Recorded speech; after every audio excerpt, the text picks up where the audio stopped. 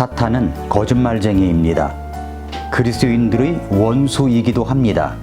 그는 울부짖는 사자같이 두루다니면서 자기가 삼켜버릴 자를 찾고 있습니다. 그래서 결국 멸망시키려고 하는 것이 사탄의 일입니다. 요한계시록 12장에서 사탄은 하늘에서 미가엘과 싸우다가 지상으로 쫓겨나게 되는데 사탄을 이렇게 이야기했습니다. 그 큰 용, 저 옛뱀 곧 마귀라기도 하고 사탄이라기도 하며 온 세상을 속이는 자가 내쫓겼는데 그가 땅으로 내쫓기니 그의 천사들도 그와 함께 내쫓기니라 라고 했습니다. 요한계시록 12장과 13장에 보면은 마귀 사탄에 대해서 세 부분의 각도로 말씀하고 있습니다. 락킨 목사의 책 성경 바로보기 103페이지에 보면은 사탄의 삼위일체 선도가 있습니다. 시계 방향으로 정리해 보겠습니다. 첫째는 용입니다. 용. 요한계시록 12장 9절에서 그 큰 용이라고 했죠. 그 큰 용은 하늘에서 쫓겨납니다. 이때가 7년 대환란 중 중반기에 일어나는 일입니다. 지상으로 쫓겨난 그 큰 용이 자신이 쫓겨나자 그 용이 여자를 핍박합니다. 요한계시록 12장 13절부터 17절까지 볼까요? 용이 자기가 땅으로 내쫓긴 것을 보고 사내 아이를 낳은 그 여자를 핍박하더라. 그 여자가 큰 독수리의 두 날개를 받았으니 이것은 그녀가 광야 곧 그녀의 처소로 날아가 거기서 그 뱀의 얼굴을 피해 한 때와 두 때와 반 때 동안 양육받게 하려 함이더라. 뱀이 자기 입에서 여자의 뒤로 물을 홍수같이 내뿜어 그녀를 홍수에 떠내려가게 하려 하였으나 땅이 여자를 도우며 자기 입을 벌려 용이 그의 입에서 내뿜은 홍수를 삼키니 용이 여자에게 진노하여 그녀의 시중에서 남은 자들 곧 하나님의 명령들을 지키고 예수 그리스도의 증언을 가진 자들과 전쟁을 하려고 가니라 라고 했습니다. 요한계시록 12장은 특정한 지점의 시간이 아니라 후반부 3년 반의 일을 다루는 과로장과 같은 곳입니다. 이 말씀은 이스라엘이 마지막 때 어떻게 될지를 예언하고 있는 내용입니다. 마귀는 여자를 핍박합니다. 구약에서 이스라엘을 여자로 불렸습니다. 교회를 여자로 불린 적은 없습니다. 그러니까 이 말씀에서 여자는 이스라엘입니다. 마귀는 이스라엘을 핍박합니다. 그러나 하나님께서 독수리의 날개로 이스라엘을 보호하십니다. 3년 반 동안 피신시키십니다. 이집트에서 이스라엘을 탈출시키실 때에도 하나님은 자주 독수리를 들어서 그들을 보호하심을 말씀하셨습니다. 실제 독수리를 말하는 것이 아니라 하나님의 전능하신 팔로 안아 이스라엘을 보호하신다는 말씀으로 이해하면 될 것입니다. 자, 이렇게 우리는 첫 번째로 용을 보았고요. 두 번째는 이제 짐승입니다. 요한계시록 13장 11절부터 17절을 보면 땅에서 올라오는 짐승에 대해서 이야기를 합니다. 제가 읽어보겠습니다. 또 내가 보니 다른 짐승이 땅에서 올라오는데 그는 어린 양같이 두 뿔이 있고 용처럼 말을 하더라. 그가 첫째 짐승 앞에서 첫째 짐승의 모든 권능을 행사하고 땅과 그 안에 거하는 자들이 첫째 짐승 곧 치명적인 상처가 나은 자에게 경배하게 하더라. 그가 큰 이적들을 행하여 사람들의 눈앞에서 불이 하늘로부터 땅 위로 내려오게 하고 또 그 짐승의 눈앞에서 기적들을 행할 권능을 소유하여 그 기적들로 땅에 거하는 자들을 속이며 또 땅에 거하는 자들에게 말하여 그들이 칼로 상처를 입었다가 살아난 그 짐승을 위해 형상을 만들게 하더라. 또 그가 그 짐승의 형상에게 생명을 줄 권능을 소유하여 그 짐승의 형상이 말도 하게 하고 그 짐승의 형상에게 경배하려 하지 아니하는 자들은 다 죽이게 하더라. 그가 모든 자 곧 작은 자나 큰 자나 부유한 자나 가난한 자나 자유로운 자나 매인 자에게 그들의 오른손 안에 이마 안에 표를 받게 하고 그 표나 그 짐승의 이름이나 그의 이름의 수를 가진 자 외에는 아무도 사거나 팔지 못하게 하더라. 여기에 지혜가 있으니 지각이 있는 자는 그 짐승의 수를 세어볼지니라. 그것은 어떤 사람의 수요? 그의 수는 666이니라. 여기서 666이라는 말이 나온 겁니다. 이 짐승은 어린 양처럼 생겼지만 짐승처럼 말을 합니다. 이 짐승은 누구냐? 바로 적그리스도입니다. 적그리스도라는 말은 요한계시록에는 나오지 않지만 이 말은 그리스도의 신성과 그분의 이름을 모독하고 부정하는 자들을 지칭할 때 사용된 단어입니다. 요한일서 2장 18절에서 그랬죠. 어린 자녀들아 지금은 마지막 때니라 적그리스도가 오리라 함을 너희가 들은 것 같이 지금도 많은 적그리스도들이 있나니 이것에 의해 지금이 마지막 때인 줄 우리가 아느니라 라고 했습니다.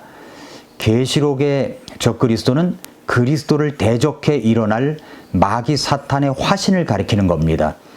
이것은 어떤 세력이나 국가를 말하는 것이 아니라 사람을 말합니다. 요한계시록 13장을 중심으로 그의 일들이 이제 시작되면서 계시록에는 그의 멸망까지가 예언되어 있습니다. 짐승인 적그리스도가 이 땅에서 7년 환란기 때 이제 후반기입니다. 후반기 때 상거래까지 거머쥐고 자신이 주는 표인 짐승의 표 666이 없으면 상거래가 안 되게 하고 핍박하는 때입니다. 적그리스도가 7년 환란 기간에 행할 일들은 전반부 3년 반에는 세계 정부를 수립하고 이스라엘과 동맹을 맺으며 세계 경제를 장악합니다. 그리고 죽게 되었다가 살아나죠. 7년 환란기 중반 때에는 이스라엘과 맺었던 동맹 평화조약을 파괴합니다. 그리고 이제 후반부 3년 반 동안 짐승인 적그리스도는 무신론 종교의 우상이 되어 경배를 하고 짐승의 표를 발행하며 거부하는 사람들을 모두 처단합니다. 이스라엘을 대상으로 전쟁을 일으킵니다. 아마겟돈 전쟁이겠죠. 그리고 나중에는 이 짐승 적그리스도는 멸망과 심판을 받습니다. 두 번째 짐승 적그리스도를 보았습니다. 세 번째는 이제 거짓 대언자입니다. 예수님께서는 마태복음에서 거짓 대언자와 거짓 그리스도를 분명히 구분하셨습니다. 마태복음 24장 24절, 마태복음 24에 보니까 거짓 그리스도들과 거짓 대언자들이 일어나 큰 표적들과 이적들을 보여줄 수만 있으면 바로 그 선택받은 자들을 속이리라 라고 했습니다. 그러니까 마태복음 24장은 유대인들을 향한 말씀인 것은 지난 시간에 성경 해석 바로 하기 위해서 이야기했었습니다. 마태복음 24장이 궁금하시면 끝날 때 이어지는 링크를 여러분이 참고하시기 바랍니다. 적그리스도와 거짓 대언자는 동일인이 아닙니다. 환란기에는 두 증인인 모세와 엘리야가 하늘에서부터 내려올 것입니다. 사탄도 맞서서 지하세계로부터 두 인격체를 보낼 것입니다. 그것이 바로 첫째 짐승 적그리스도와 둘째 짐승 거짓 대언자입니다. 둘 다 산채로 불호수에 던져진다는 사실은 이들이 보통 사람 이상의 존재들이며 특히 첫째 짐승은 다시 세워질 로마 제국을 통치할 마지막 황제 이상의 존재라는 것을 보여주는 충분한 증거가 되는 겁니다. 사실 그는 사탄의 조종을 받은 초인간, 즉 적그리스도입니다. 용과 짐승 그리고 거짓 대언자는 하나님의 삼위일체를 흉내낸 사탄의 작품입니다. 눈에 보이지 않는 용은 아버지라고 하고 곧 사탄이고 짐승은 멸망의 아들인 적그리스도, 거짓 대언자는 용, 아버지와 용, 아들에게서 나와 용처럼 말하는 대적하는 영입니다.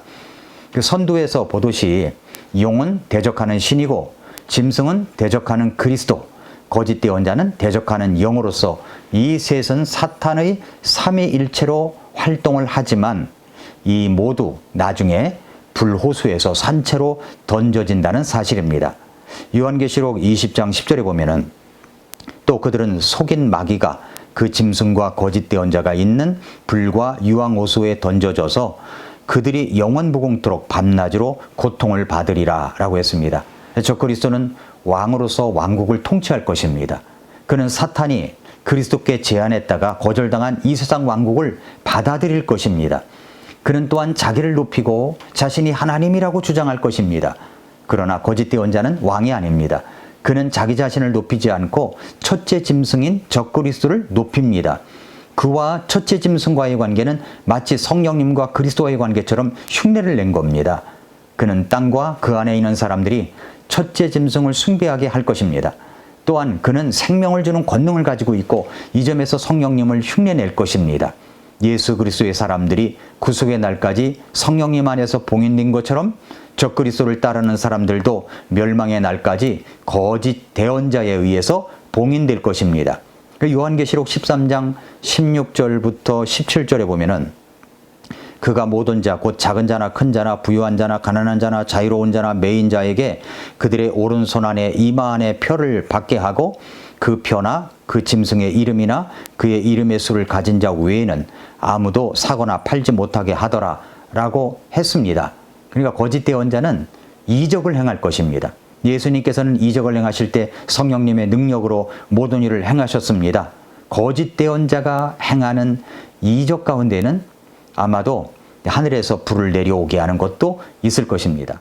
요한계시록 11장 1절부터 4절에 기록된 두 증인의 이야기를 통해 알 수 있듯이 아마도 갈멜산에서 거짓 대언자들과 엘리야 사이에 있었던 이야기를 통해서 우리가 봤습니다마는, 그렇듯이 아마도 갈멜산에서 거짓 대언자들과 엘리야 사이에 있었던 것과 비슷한 불시험이 재현되어서 주님께서 참 하나님이신지 적그리스도가 참 하나님인지 가려내게 될 것입니다.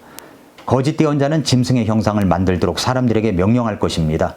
이것은 첫째 짐승이 적그리스도라는 것을 보여주는 더 명확한 증거입니다.